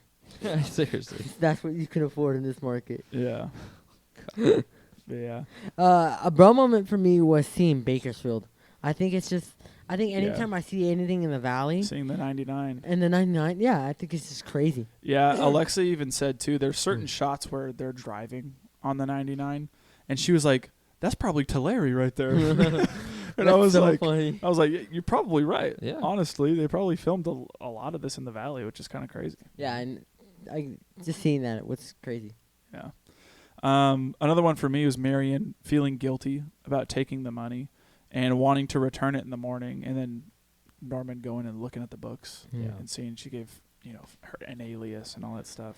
If you've never seen this movie but you've seen the show, you will see that the set design for this movie is the same thing as the show. Mm-hmm. And that's something that I saw it and I said, what? Like, it's just insane because I saw the show first before the movie, and the movie looks exactly like the show. Yeah. So it's just, I don't know. I mean, it's crazy to see that. I didn't think it was going to be exactly like the show because you think it's going to be different. Everybody Yeah. puts their own spin on things. Mm-hmm. So seeing that Exact same. blew my mind. Yeah. To go and watch that. Pretty cool. Probably how the mom died. It's how Norman got the way he is. Okay. So And then the finale of the series is showing you how the mom died, and eventually what leads up to the events of the film. oh, okay. and- Can we and- spoil? What is his deal? So in the show, Can we spoil that? Are you good to spoil that? I mean, That's not up to me. no, like I'm just saying, are you ever gonna watch the show? I can care less. Okay, I'm not going to either. so in the show, his dad, like in the movie, he dies early, and the dad in the show, obviously they're gonna pull like source material and do their own different thing, but Right. in the show the dad was abusive, and the mom is the one that kills him. The dad. The mom Yeah. is the one that kills the dad. Oh, interesting. And Norman sees it whenever he is a child. Kills how, like stabs With like and stuff. No, she like a paint bucket. Was it a paint bucket or Yeah, a she smacks iron? him. No, she smacks him over the head with a paint bucket. It kills him in the garage, and Norman sees it. Oh wow. And Does whenever that, like, jack him up. yeah, and it jacks him up, and it causes these blackout periods where Norman will like just like go out of his body. And whenever he's like out of his mind and out of his body, he starts to associate those moments with his mother. Ooh. And so that's how he kind of gets those split personality things where like certain things will happen to him, and then he goes into his mother persona, and his mother will like speak to him and say like, why would you ever want to date a girl like that? She's not good for you. She's just wanting to do this because, she feels bad for you or Oh. something like that. And like he gets these ideas of his mother talking to him. And then like towards the end of the show, we get to see that like he's talking, but it's as if he's his mother. And so like there's certain like vocabulary that the mom uses that he ends up using as well and trying to mimic her. But it is interesting, I will say. There are some pieces of the show where like it takes like weird like side characters and gives them all these like plots. Yeah, where, there's there's a like- brother and there's a brother and he's a drug dealer He's and a all this weed- stuff. Like they live in like Washington, so like yeah. it's a heavy And, like, like- yeah Yeah, and like the town that they live in has this whole like crooked sex cop trafficking system. underbelly. What? Like yeah, there's a lot where like it like really takes its own turn with some of the like new material that they bring in. Okay.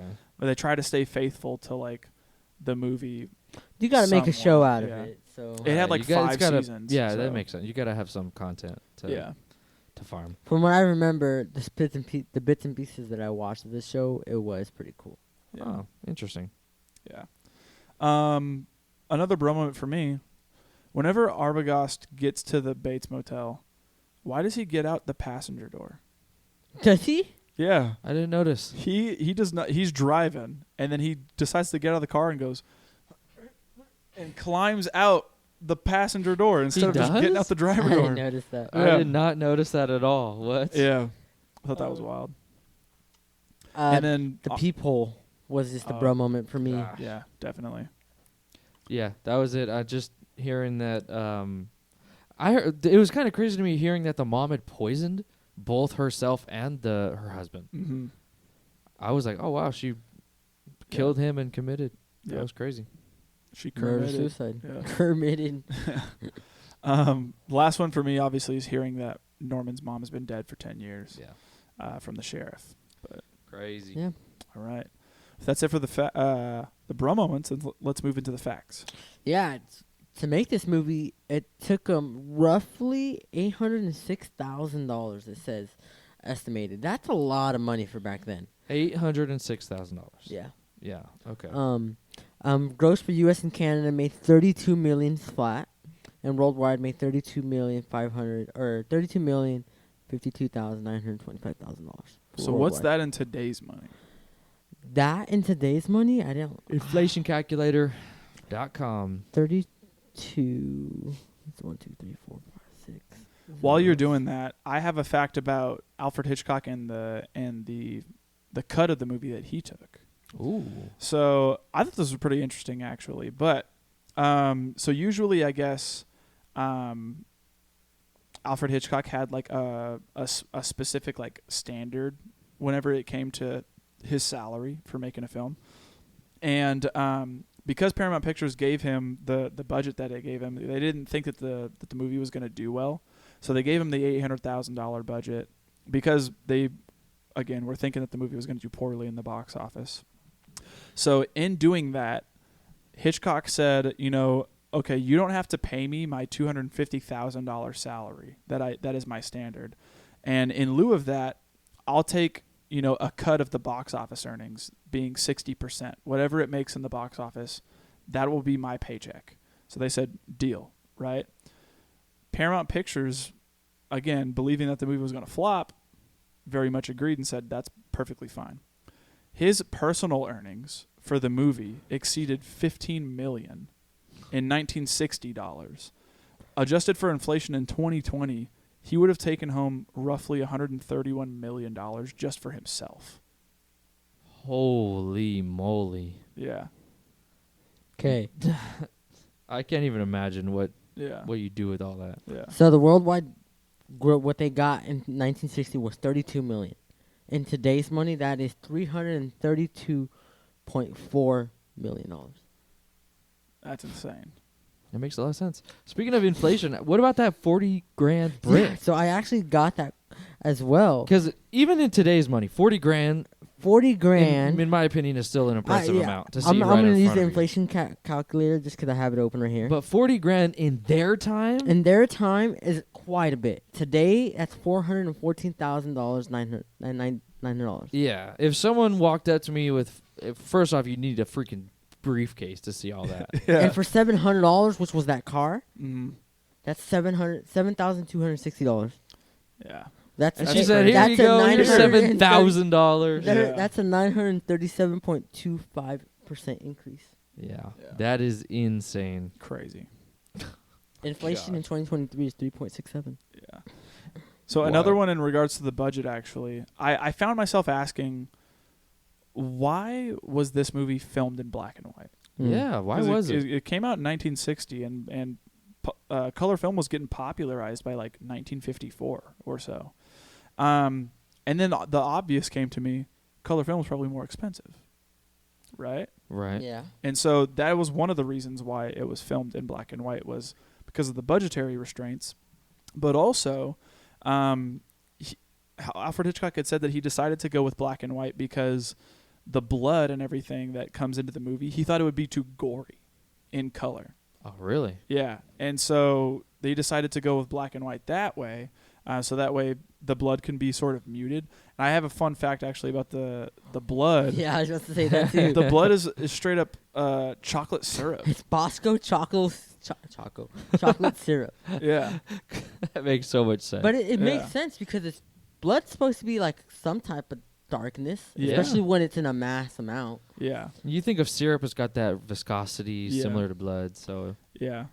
But yeah, one of the big reasons for them filming in black and white was just because it was cheaper. And then another reason why he had said that he wanted to do it as well was that there were other movies at the time that were getting really popular that were also filmed in black and white at the time, and they were made on extremely small budgets. And Alfred Hitchcock was already a huge name at the time, and he got tired of making like big budget movies that had big name actors and everything of it.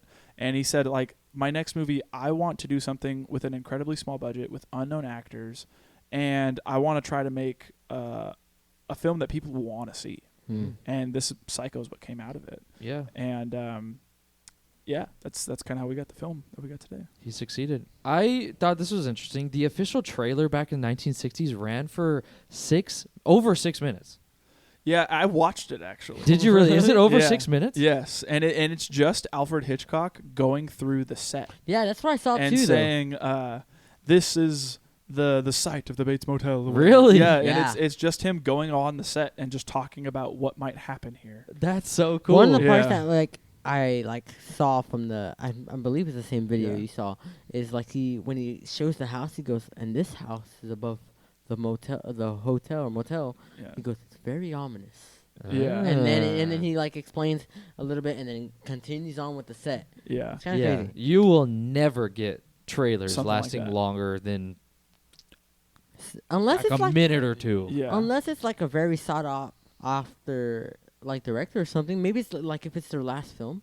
Imagine Quentin Tarantino announces his last film I and don't says, know. "This You- is the trailer." The And part it's like of the 6 thing minutes. with trailers are like its own type of art in itself. It's like Yeah. you got to market, you've got to show just enough, but Ju- not too much. Exactly. And that's one of the things that this trailer does is that imagine seeing this in 1960 not knowing anything about the film. You watch a guy for 6 minutes talk about what could potentially happen here.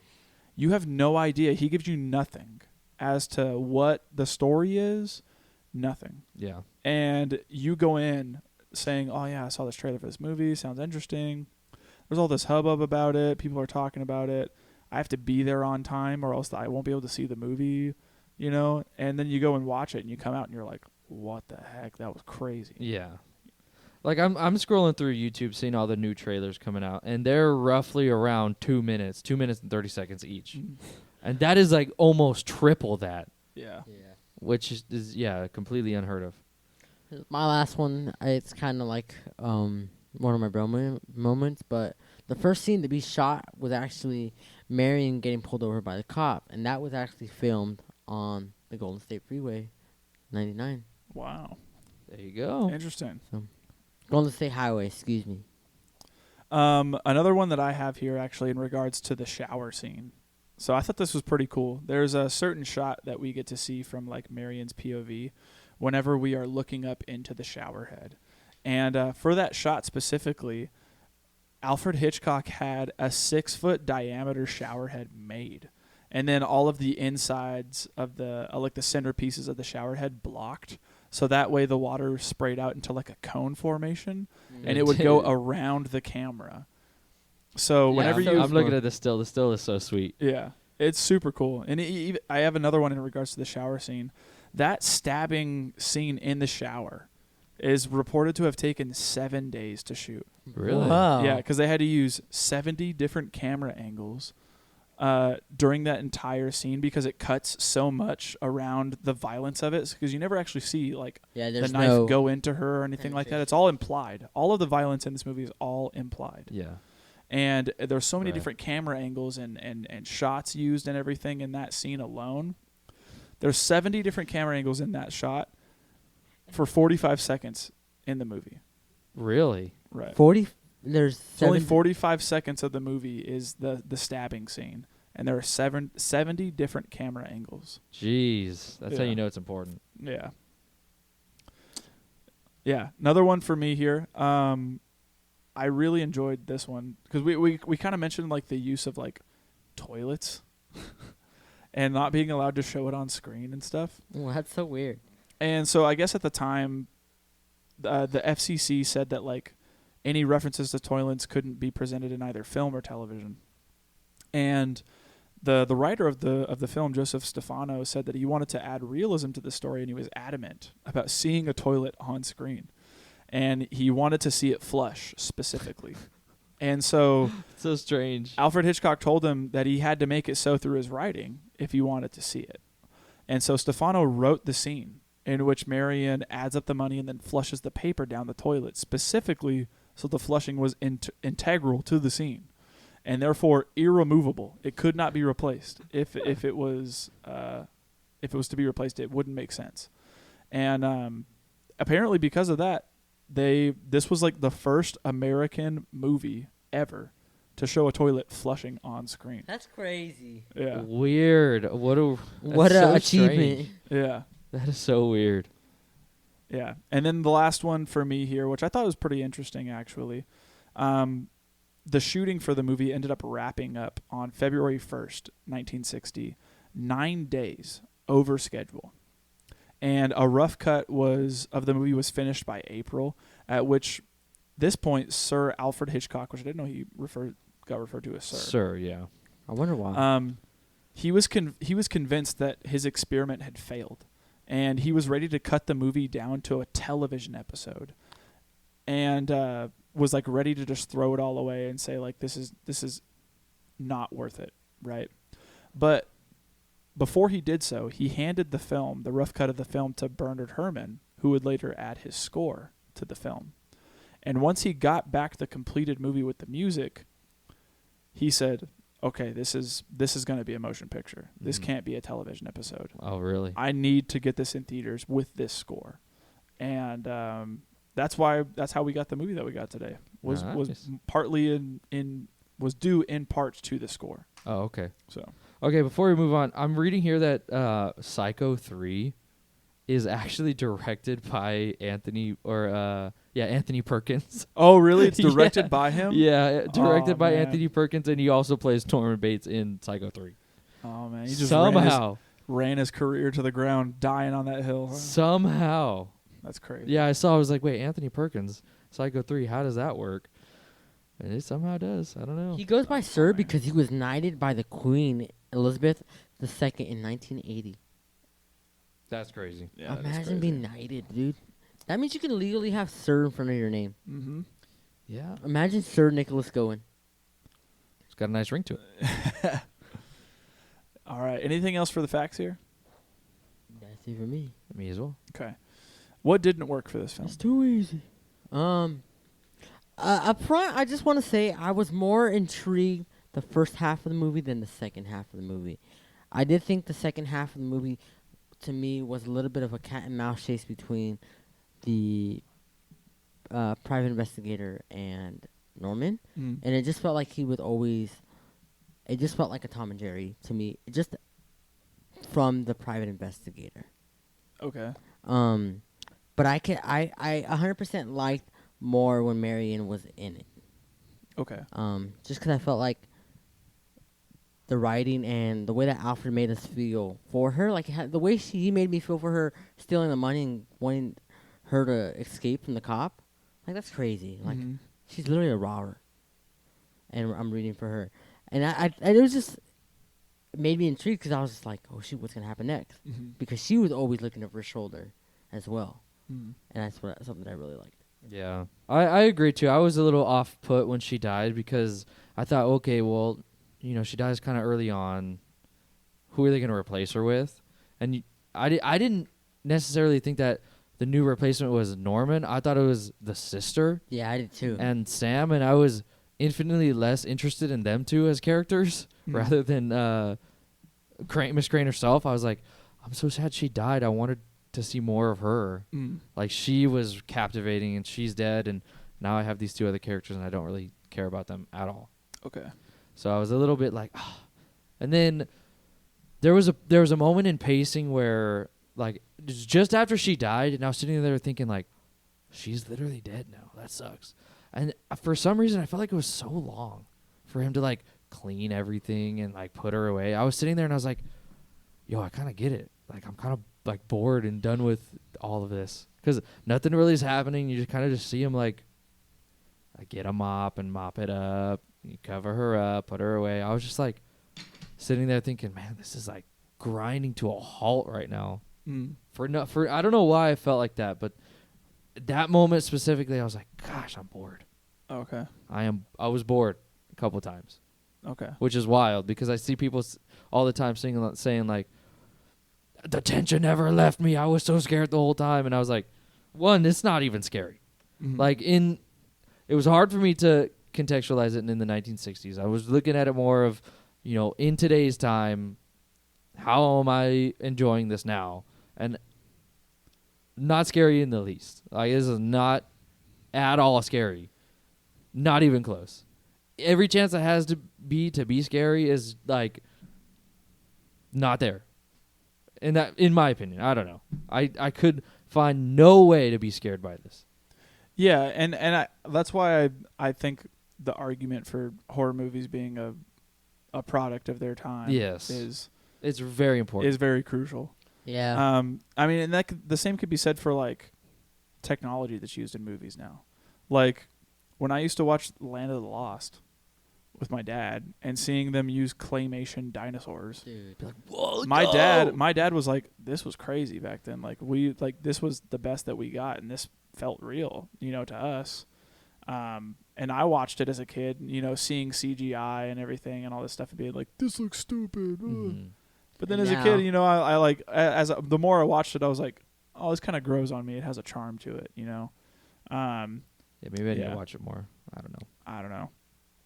I will say I really don't think that the explanation scene at the end works, where like the psychologist comes in and like diagnoses Norman on screen. Yeah, it's got like a whole like 5 or 10 minute monologue. I think Yeah. they should have just they didn't even need it in general. That was a scene that could be cut. Yeah. I think, like just his whole explanation could be cut. I think if anything, we could have really showed Norman like maybe just in police custody with him still speaking as his mother and having Yeah, the like monologue the- ending and everything. And that would have Yeah. drove home the point, but I was reading too somewhere that originally Alfred Hitchcock didn't even want to include that explanation scene in the film, but studio executives and people started coming up to him and saying like, people aren't going to understand it, or they're not. Your audience isn't going to understand what you're trying to go for here with the split personality thing. So you need someone to come into the room and say, this Like this word man has split personality for disorder. word. For word, what split personality is. Not even that. He even is like, he gets questioning and he's like, oh, no. It's not one of those guys because Yeah. that's when you do it like this, but he's not like that. Yeah. He's like this. Yeah. Yeah, I can see where that's a little too over the top. Handholdy, and like, yeah, and that's what I do appreciate now is like a lot of directors nowadays will see that and say, our audience is smart. We're going to treat them like adults and they can figure it out. We're not going to hold their hand through it and lead them. And usually those end up being either the most intense and like grabbing movies or even the most scary movies Yeah. when things are not explained. Yeah, and yeah, like you were saying, your imagination is the scariest part, right? Like you imagining what happens, or for your mind to fill in the blanks, is where the fear comes from, because you never know what happened, right? So your mind sits there and wanders and doesn't know what to make of what it is this all, because it has to fill in the blanks itself, right? Yeah. But yeah, that didn't work for me. I don't hold it against the movie because, this coming out when it did, audiences probably needed that to really like drive home the point that this is the movie that they were watching or something like that, or the story that they watched. But yeah, watching it now, I'm kind of like, I could skip that whole part and just go straight to the monologue, Yeah, I hear you on that. Yeah. I mean, that's pretty much it. Yeah, this movie is a staple. Yeah. So If that's it for what didn't work, what did work? What do you think? for me, this movie, if you don't know anything about Psycho and you know a little bit about Bates Motel, as much as I did, this movie will work for you. This movie had me. I mean, I was interested, 100%. And like I knew, like I said, I knew the story, but I didn't know the story. So Mhm. that made me want to watch the movie in a whole. Yeah. So if you've never seen Bates Motel, and here's someone says, "What's a movie you should watch?" Watch Psycho, and then get into Bates Motel, Mhm. because I think that could fully work for you as well. Yeah, definitely. And I think that's something that does work for this movie. Is if you don't know this, watch it, and then you can go into that whole lure yeah. of that. And I think it's something that will work for this movie still. Yeah. Oh yeah. Or if you go on the Universal Studio lot tour Yeah. and you go by, they take you by the lot and they Yeah. show you the set and everything. And Norman comes out and everything in his Mhm. gown and all this stuff. If that's something that's intriguing to you, go watch it. yeah. Yeah, I definitely, Yeah. I definitely think this could be an eye grabber for people still. Yeah. Yeah. I think one of the things that holds up incredibly well is the acting. Yeah. Yeah. The acting is Anthony freaking, Perkins. dude. He is just the right amount of charming and creepy. Yes. He does, and he reminded me of Norman Bates from Bates Motel. I also Like- really love Janet Leigh as Marion. Incredible, Marion dude. kills it. She's really good here. Yeah, the You want to way know a crazy fact? do what? That's Jamie Lee Curtis's mother. You're lying for real? No. Jamie Lee Curtis's mother? Is Janet Leigh, the woman that is stabbed in the shower. What? Yep. Janet Leigh. She died in 2004. Yep. And what's even crazier, Jamie Lee Curtis got her start in a horror movie as well, Halloween. Yeah. What in the world? They both are like immortalized in like very iconic Yeah. horror movies. His spouse is Kelly Curtis, Jamie Lee Curtis. That's insane. I would never have guessed that. Yeah. Wild. And then her spouse is Robert J. Brandt. You can see where she gets her acting chops because her mom did a freaking fantastic job. Yeah, definitely. She killed it. She was one of the one. She was like the main reason I was hooked, engaged at the beginning because of her the way that she just like displayed her guilt, her love towards Samuel. It all was just great. Yeah. Bro, Yeah. I just clicked on Jamie Lee Curtis IMDb real quick, and her, just real quick, it's off topic, but her most recent credits is a Cardi B and Offset music video for a voice. What the heck? Wow. That's funny. That's how to say that's funny. Go you go, Jamie Lee Curtis. I have to say here, I really enjoy the writing for this film. I think it's done really well. I think the characters are written really well. Oh yeah.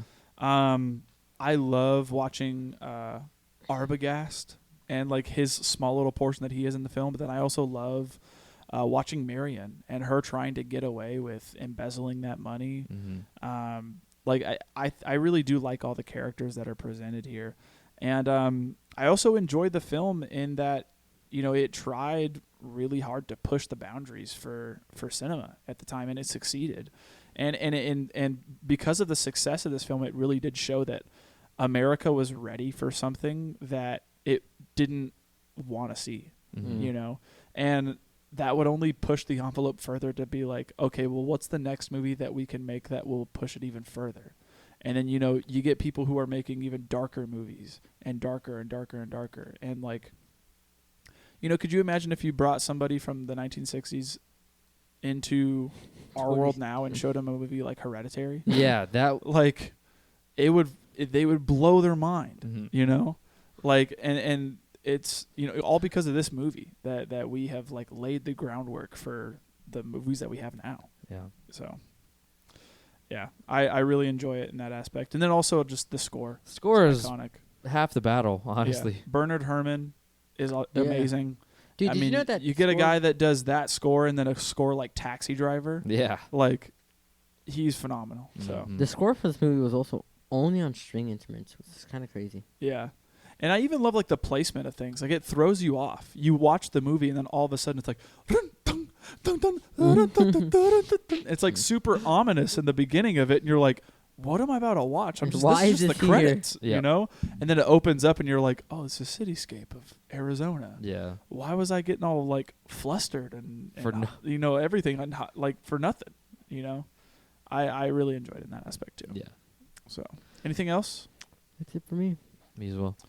All right. If that's it for what did work, who wins this movie? Anthony Perkins. I think Anthony as well. Yeah, Anthony Perkins. He freaking kills it as not only Norman but Norma. Norma. Yeah, Yeah. it's kind of hard to play two characters and be serious about it. Yeah, definitely. Any Yeah. themes here? I didn't really know what to put here Yeah. for a theme of the movie. Might not. Don't hang out with your mother too much. Yeah. Get help. Stop. Get help. Seek therapy. Yeah, it's Touch therapy grass. is needed. Touch grass. Yeah. Yeah, this one's kind of hard for her. Something's got to be said about like money isn't everything, because even when he's being questioned, people are like, what are you gonna do with that money? What are you gonna do with that money? But he literally grabs. Like, he doesn't know it's there. He doesn't obviously. know it, but he sinks it with it. Yeah, he sinks it, and it's like he didn't kill her for the money, which It was a crime of passion. right. But it, like you say, like, oh, it's for some reason whenever I think of like, yeah, he's like he's selfish, you know, like he didn't really kill her because he wanted to. He killed her because he kind of needed it for the money or whatever. Mm-hmm. But no, he literally killed it because he's messed up. He's Yep. jacked up. Money meant nothing to him, Yep. and it sank along with her body. Mm-hmm. I guess, yeah, he's just messed up. It's just a Yeah. messed up kid. Yeah. Go to therapy. Yeah, I The got theme for the theme. This is ChatGPT. Oh my GBT. god, Oh, this man. freaking The guy. theme for the 1960 movie Psycho, directed by Alfred Hitchcock. Horror. Lonely The theme is houses. characterized by its screeching violence and intense, suspenseful. Oh, it's talking orchestration, about which the is- actual, Yeah, it is actually talking like, about score. the theme. like the score. Yeah. Screeching violins. Yeah. We get it. All right. Well, if that's it for the theme, what are we rating this? Ooh. It's a classic. I'm giving it a 10. 10 for you. It's been in my life for a long time. So, All right. All I've right. made my decision. I'm going to give this one a 7. all right. I give it 7.5. Okay. Yeah. Doing good. All right. It's above average. I think you should watch it. And if you love it, you love it. And it's going to lead you. I think this could lead you to something that you will love eventually. Yeah. So Definitely. that's why I put it up there. Alright. All right. Well, if you enjoyed the episode or if you stuck all the way to the end, we appreciate you. If you're watching on YouTube, leave us a like. Hit the subscribe button, comment on the videos as well, and hit the bell notification so you're notified whenever we upload. And if you're listening on the audio platforms, whether that be Apple Podcasts, Spotify, Google, etc., hit us with a rate and review. Let us know what you're thinking. We really appreciate any feedback that we get from you guys, whether it be positive or negative, how we can improve, maybe segments we should add, movies we should check out, episodes you guys want to see, things of that nature. Let us know either through a comment, a rate and review, or if you don't want to do that on such a public platform, hit our episode descriptions and you'll be able to reach out to us via Instagram, Letterboxd, or our email address. So, with that being said, we're going to reveal the next pick for next week, which is Nick. It is. I'm picking a more recent movie. Came out in 2018 called A Quiet Place. Ooh. Right. This movie is... when it came out, I was genuinely really impressed by it. Just the concept alone of having to be insanely silent and live your life in a completely different way really worked for me, and I'm curious to see if it holds up. I had very, very high expectations for A Quiet Place Part 2, and they didn't exceed, or they didn't meet my expectations very much. Okay. I still haven't watched it. It's hard to. I own it if you want to watch it. I'm gonna watch both of them. I might end up spoiling 1 and 2, so I need to watch I'll try my 2. best not to. But we're gonna be talking about the first one. I really enjoyed my time with it. I think John Krasinski does a fantastic job, Yeah. and it's cool that it's him and his wife, Emily Yeah. Blunt, dude. Emily Blunt. Like there's a charm there. There's a relationship connection is- there that's hard to build. Yeah. Like it's so organic and Yeah. I think it's an incredibly heartfelt story too. It's got a lot of good stuff, and I really just felt like I wanted to watch a movie that has you holding your breath with the characters. You know, Well, I Yeah. feel like if you know anything about this movie, you just gotta shut up too. honestly, Yeah. it was such a cool theater experience because it was Everyone was Everybody dead was quiet. dead quiet. Yep. You could hear a pin drop, Yeah. and Yeah, I remember going and checking this movie out with my mom, in theaters, and only knowing that, like, you know, there's like almost no dialogue. It's all like sign language type thing, and it being super quiet as well. So like whenever the jump scares would happen, they would happen hard. Yes. Because everyone's like jumping, deadlocked onto the screen, wanting to know what's gonna happen. Yeah. Yeah. I'm excited. I haven't watched it since I've seen it in the theaters. I'm excited. Yeah, me either. So very excited. Very is it streaming ready to go. anywhere? It is on Paramount Plus. Okay. And Fubo TV. All so right. if you've got those services, go for that. I own it, so if you guys want to borrow it. Yes, I More think welcome. I have the standard definition copy. So Okay. All right. Well, tune in next week to hear what we have to say about The Quiet Place. As always, this has been the Film Bros Podcast. Thank you, and good night. Good night. good night.